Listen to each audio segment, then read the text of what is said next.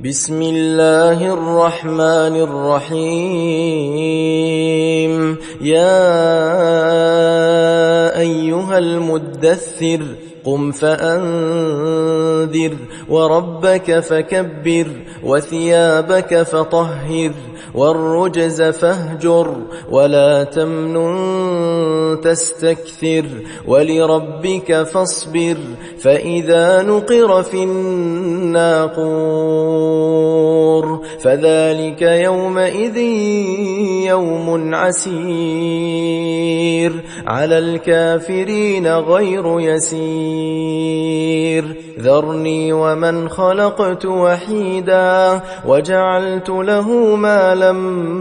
ممدودا وبنين شهودا ومهدت له تمهيدا ثم يطمع أن أزيد كلا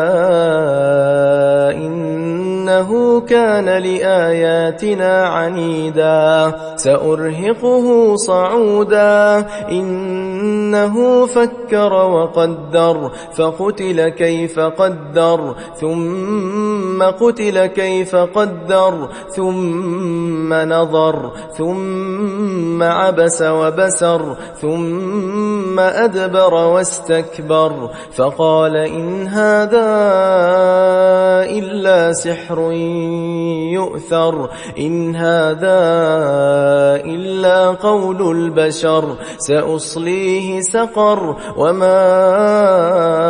أدراك ما سقر لا تبقي ولا تذر لواحة للبشر عليها 19 وما جعلنا أصحاب النار إلا ملائكة وما جعلنا عدتهم إلا فتنة للذين كفروا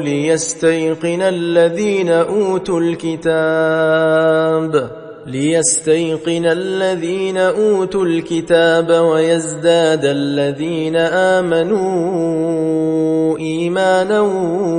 ولا يرتاب الذين أوتوا الكتاب والمؤمنون وليقول الذين في قلوبهم مرض والكافرون ماذا أراد الله بهذا مثلا كذلك يضل الله من يشاء ويهدي من يشاء وما يعلم جنود ربك إلا هو وما هي إلا ذكرى للبشر كلا والقمر والليل إذ أدبر والصبح إذا أسفر إنها لإحدى الكبر نذيرا للبشر لمن شاء منكم أن يتقدم أو يتأخر كل نفس بما كسبت رهينة إلا أصحاب اليمين في جنات يتساءلون عن المجرمين ما سلككم في سقر قالوا لم نك من المصلين ولم نك نطعم المسكين وكنا نخوض مع الخائضين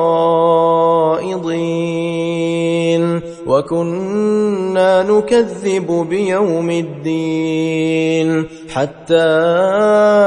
أتانا اليقين فما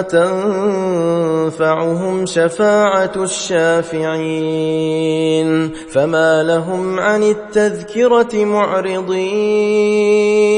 كأنهم حمر